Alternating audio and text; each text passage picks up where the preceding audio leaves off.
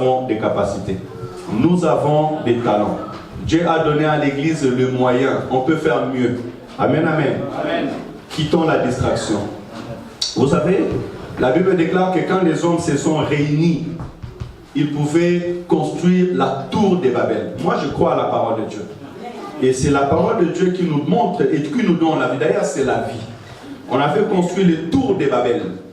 Et lorsqu'il commençait à construire, Dieu lui-même dans les ciels, écoutez bien, Dieu lui-même dans les ciels, il a dit, si je laisse ces gens-là continuer comme ça, personne ne pourra les diviser. Ils seront tellement si forts, ils vont construire jusqu'au ciel. Qu'est-ce que Dieu a fait? Il a envoyé un vent. Et les vents là, c'était les vents de l'incompréhension. Un, il parlait à Tuluba, l'autre, il parlait à Congo, l'autre, il parlait à Kiswahili, ils ne se comprenaient plus. Et chacun a pris son chemin. Alléluia. Donc il faut savoir que lorsque vous êtes en train de bâtir, il y a ce qu'on appelle un esprit d'incompréhension. Et ce vent, lorsqu'il entre, il entre pour séparer, pour diviser. Alléluia. C'est très important, même dans nos foyers, même dans nos maisons. Papa, quand tu vois déjà dans la maison, les incompréhensions commencent. Parce que ça vient détruire même un foyer. De même aussi les mamans, dès que tu sens seulement il y a un incompréhension, papa les Camerounais, soit les Camerounais, parce que l'incompréhension, tant que bandaka, et puis ça monte. Moi, maman, ça là, 7 mois là, m'a sauté. Alléluia. S'il y a une femme ici à la maison qui prépare pas pour son mari, qui commence à préparer pour son mari, j'espère que tu n'es pas là. Hein, tu n'es pas là? Que le Seigneur vous bénisse. Alléluia. Gloire à Dieu. Que le Seigneur nous bénisse. Et nous continuons sur l'assurance du salut.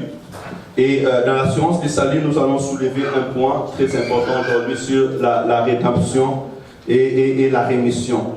Autrement dit, c'est sur les pardons des péchés. Amen. Amen. Ça doit être aussi ton assurance.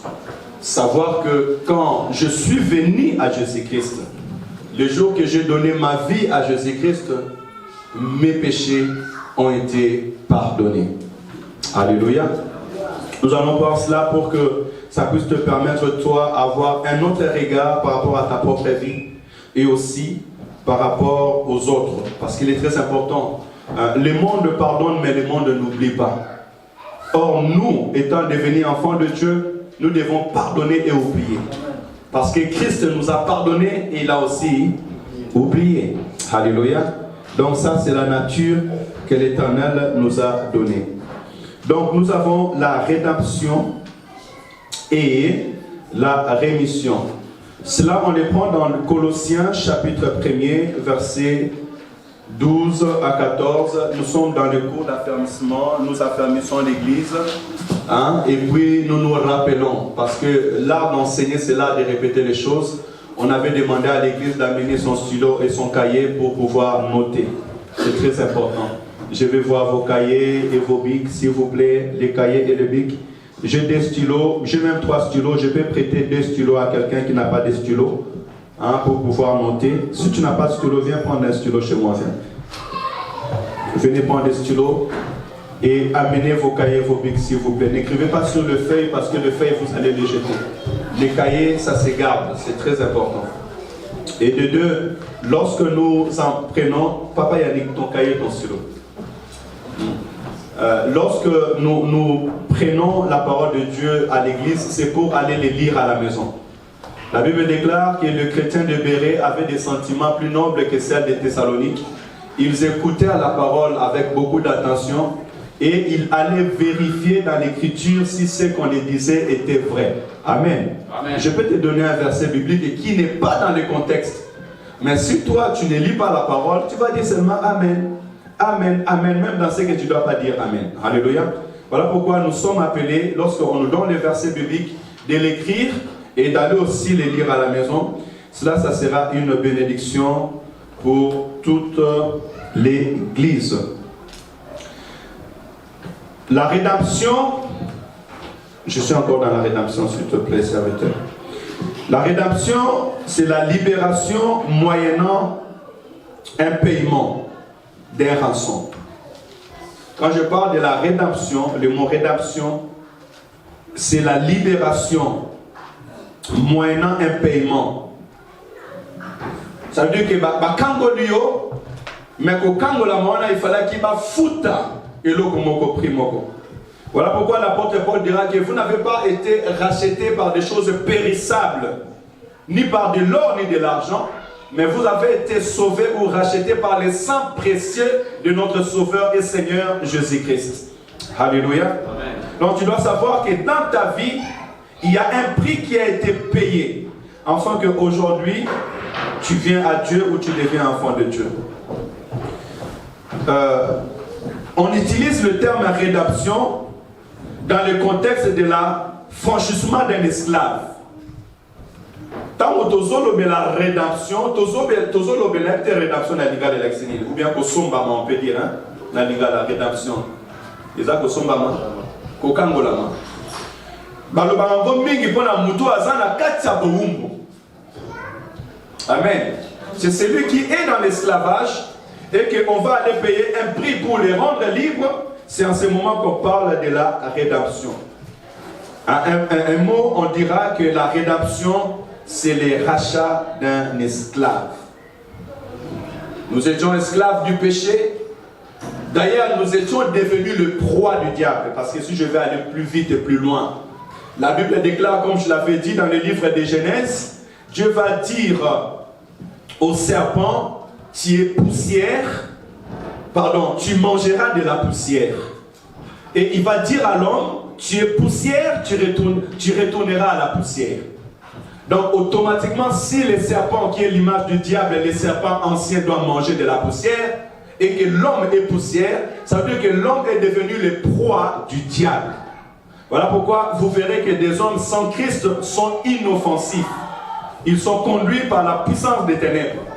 Le dimanche, on nous avait illustré l'image de ces fous de Gadara. Cet homme qui avait sa maison, il avait sa famille, il était bien dans sa ville, mais à un moment, il s'est retrouvé dans les cimetières et dans les montagnes, nu, se meurtriant, dormant dans les sépulcres.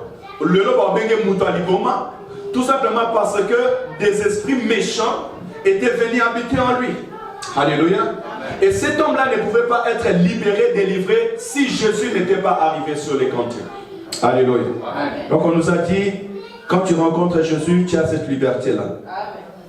On me parlera aussi de la rémission. Donc nous parlons de la rédemption et aussi la rémission. La rémission, c'est le pardon des péchés. Jésus-Christ a fait deux choses dans notre vie. Lorsqu'il est venu dans notre vie, premièrement, il a payé un prix, afin que nous soyons pardonnés. Et ce prix-là, c'est le sang, et le sang des justes. Et non seulement ça, il a pardonné nos péchés. On va prendre seulement tout simplement un exemple. Aujourd'hui, dans la loi, si on te condamne, même si on te libère, tu es déjà fiché. Tu as un fichier et on te dit peut-être, si tu refais encore la même erreur, tu retournes en prison. On a vu, il y a eu un moment où il y avait même pas des Boko Haram, mais en Syrie, des djihadistes qui partaient. Lorsqu'on les ramenait en France, ils faisaient la prison. Donc, ils les ramènent, ça veut dire qu'ils les libèrent, c'est comme un rachat. On ne sait pas la France qu'est-ce qu'il a échangé. Des fois, on échange avec d'autres prisonniers, d'autres par rapport à la loi, on échange. Mais quand on te ramène dans le pays, on te met en prison. Parce que tu es parti faire quelque chose de mal. Mais nous, en Jésus-Christ, non seulement Jésus-Christ nous a rachetés, ça veut dire qu'il a payé un prix pour nous, mais lorsqu'il nous amène dans son royaume, il nous rend libres. Alléluia. Tout le monde a une dimension pour rendre. Donc, en Christ, tu es devenu libre. Ça veut dire qu'il ne tient plus compte. Il n'a pas un fichier pour toi. On a un fichier, non, Yazaki Mobomi, Yazaki assassin, Yazaki Monsandumba, Yazaki Moïbi. Non. Quand Jésus-Christ vient dans ta vie et que son sang crie à ta faveur, une fois que tu es devenu enfant de Dieu, tu es réellement devenu enfant de Dieu. On peut dire que le compte est remis à zéro. Alléluia. Mais ça, tu ne vas pas trouver dans le monde. Le monde va te donner toujours un fichier. Et le monde va te regarder par rapport aux fichiers qui t'ont connu hier ou avant-hier. Ils ne te regarderont pas d'aujourd'hui. Mais toi qui es enfant de Dieu, toi qui es venu à Jésus-Christ, spirituellement, consciemment, pour pouvoir avancer, tu dois marcher dans cette assurance-là que moi maintenant, mon compteur est remis à zéro avec le Seigneur. Alléluia. Ce sont des choses qui sont très capitales et très importantes. Et j'avais noté quelques versets bibliques, mais je voulais quand même, on va dans Lévitique. Dans Lévitique, on pourra aller pour voir un petit peu ce qui était l'origine de ces paroles. Je n'ai pas écrit Lévitique à la projection. Quand je parle de la rédemption, c'est le prix que Christ a donné sur le sang. Et la loi de Moïse nous disait une chose, on peut les lire. Lévitique, chapitre 4, verset 20.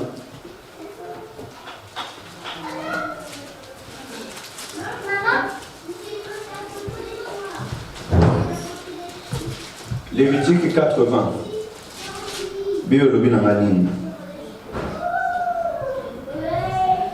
Il fera de ces taureaux comme du taureau expiatoire. Il fera de même. C'est ainsi que les sacrificateurs fera pour eux l'expiation et leur sera pardonné. C'est ainsi que les sacrificateurs fera pour eux l'expiation et il leur sera pardonné. Vous pouvez lire tous les chapitres de Lévitique chapitre 4, vous verrez que Dieu, quand il a pris les enfants d'Israël, quand nous avons besoin qu'il va en Israël, à Bibisi, en Égypte, avec Pessa, il a donné les préceptes, comment est-ce que les enfants d'Israël devaient marcher, et les sacrificateurs devaient être là pour demander pardon au peuple de Dieu. Et donc on avait donné les sacrifices, et ces sacrifices, chacun devait apporter selon les moyens. Ceux qui avaient des moyens, ils pouvaient acheter des bœufs, ils pouvaient acheter des agneaux. Et ceux qui n'avaient pas de moyens pouvaient apporter au moins des pigeons, des petits animaux. Mais tout cela devait aller au sacrifice. Et le sacrifice consistait à tuer l'animal, à égorger l'animal et à prendre ses sangs et venir les jeter sur l'autel. Et ainsi le peuple pourrait avoir le pardon de leurs péchés. Et il est écrit dans le livre d'Hébreux que sans l'infusion du sang, il n'y a point le pardon des péchés. Amen. Amen. Tofongoli na Hébreux chapitre 9 verset 22. Je vous donne à les noter. C'est très important, prédicateur, prédicatrice. Pour n'ani soit kufa, pour n'ani makile tanga, et ça pour être loi et lobaki, ceux qui makila et tangite, bolimbi samasumu pe ezate. Donc Dieu ne nous pardonne pas parce que nous gênons beaucoup, parce que nous lisons beaucoup la parole de Dieu, parce que nous sommes saints. D'ailleurs, si on dit qu'on est saint, on contredit la parole. Mais la Bible dit que nous sommes pardonnés par les sangs précieux de notre Sauveur et Seigneur Jésus-Christ. Hébreux 9, 22. Suivez-moi très bien parce qu'après quand je vais développer, on pourra saisir la parole. Hébreux chapitre 9, verset 22. La parole dit: et presque tout d'après la loi est purifié avec le sang. Et sans l'infusion du sang, il n'y a pas de pardon. Alléluia. Nyoso et petolami nanzela na makila selon mobeko. Et sans l'infusion du sang, ce qui makila et sopanité, il n'y a point de pardon des péchés. Cela veut dire que si Christ n'était pas mort sur la croix, aujourd'hui nous n'allons pas obtenir le pardon de nos péchés. On allait rester toujours condamnable. Alléluia. Et c'est ce que Christ a fait. Lorsqu'il a donné sa vie, il est venu nous libérer de ces liens de la mort. Maintenant, nous pouvons voir aussi par exemple dans les livres des Romains et savoir que le pardon que nous avons reçu en Jésus-Christ, nous l'avons reçu gratuitement. Les uns efforts à moi à la mototé. Et ce qui est gratuit, spirituellement, doit être précieusement gardé. Romains chapitre 3, verset 24. Et ils sont gratuitement justifiés par sa grâce, par les moyens de la rédemption qui est en Jésus-Christ. Amen. Nous sommes gratuitement justifiés par les moyens de la grâce. Alléluia. Amen. Par la rédemption ou bien les rachats que Christ a fait pour nous sur la croix. Le but qu'on a eu, ils ont appris à mbongoté. Non. Non. Le but qu'on a eu, ils ont gratuitement, ils ont offert. Mais Nanzela n'a écolosso. Voilà pourquoi la Bible dit que nous étions tous errants. Isaïe chapitre 53. Chacun de nous suivait sa propre voie. Mais il a pris à l'Éternel de lui livrer un sacrifice pour le pardon de nos péchés. C'est de nos souffrances, c'est de nos péchés qu'il a porté. Alléluia. Et le châtiment qui nous donne la paix est tombé sur lui. Et ça, dans la Yesu, maman Elisabeth, ne bisoto bi kisami. Yango makomi lobi et que nzamba sepela ki atia likolo na ye etumbu ya masumu na biso pe na mabe na biso pe na kati na passe na ende biso to kangolami pe eza ya ofele. Alléluia. Amen. Si tu apportes 1000 € là-bas pour qu'on puisse te guérir, tu te trompes. Que personne ne te dit que c'est à prix d'argent. Avant peut-être on achetait l'animal, mais maintenant on n'a plus besoin d'acheter. D'ailleurs, qui a l'argent pour acheter Jésus? C'est lui qui est l'or et c'est lui qui a l'argent. Alléluia. Donc cela est très important. Nous devons le garder. Et écoutez ce que la Bible me dit aussi dans Colossiens chapitre 1 verset 12 à 13. C'est là même le point où les affermissements nous donnent. Colossiens chapitre 1 12 à 13. 12 à 14, oui. Colossiens 1 12 à 14. Je suis toujours à l'introduction. Après, nous allons aller dans les concrets. Colossiens 1, 12, 14, la Bible me dit ceci. Rendez grâce au Père qui vous a rendu capable d'avoir part à l'héritage des saints dans la lumière. Rendez grâce au Père. Merci. Gloire à Dieu. Rendez grâce au Père qui vous a rendu capable d'avoir part à l'héritage des saints dans la lumière. Ecclesia, Saint Seigneur, n'a pas tout mis à Kanzam. Tonne to la kamone na Nzambe. Pour y a sali biso ngolo. Tout soit esika na kati na basante. Alléluia. Amen. C'est une grâce que nous soyons au milieu des saints. Voilà pourquoi quand nous adorons, nous prions, peut-être tu es là, tu dis, mais pourquoi ils adorent, pourquoi ils prient, pourquoi ils pleurent, pourquoi ils s'agenouillent? C'est parce que nos esprits ont compris que nous avons eu part à l'héritage des saints. Nous ne sommes pas des Israéliens physiques, hein? Nous sommes devenus des Israéliens spirituels. Nous ne sommes pas des descendants d'Abraham physique, mais nous sommes devenus les descendants d'Abraham spirituel. La Bible dit qu'on nous a greffés dans l'arbre de vie. Donc au moins, il y a tout le monde nzeta manga etelemi na ngosiko yo bazuyo bayeba bambio na nzeta manga okomi pe parmi nzeta on a or tu l'es pas. Amen, amen. Amen. Donc aujourd'hui, si nous sommes peuple de Dieu, si nous parlons de Dieu d'Abraham et d'Isaac, c'est l'héritage des saints que l'Éternel nous a donné.